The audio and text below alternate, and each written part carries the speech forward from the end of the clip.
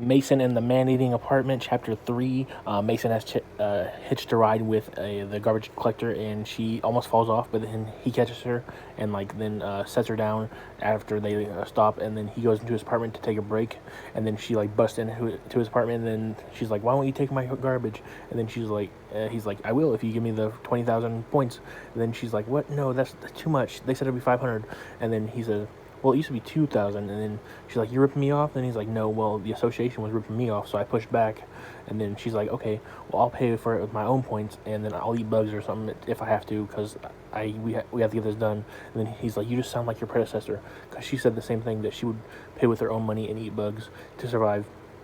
And then Mason goes out to explore, and he's like, "Don't do that, it's dangerous out there." And then she just ignores him and goes to explore, and then she finds a giant waste machine that used to be the old garbage collector. Once that machine dies, the one who is collecting right now becomes the machine.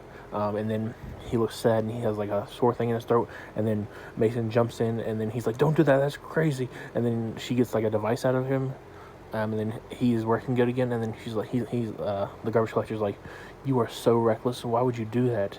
And then she gets back home, and then she's like, goes to the association. She's like, "Okay, I got it down to 500 points again.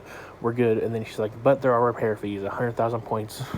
And they're like, "What? That's crazy." And then she goes outside and sits around, and then she sees the cat. I think Nora, I think its name is.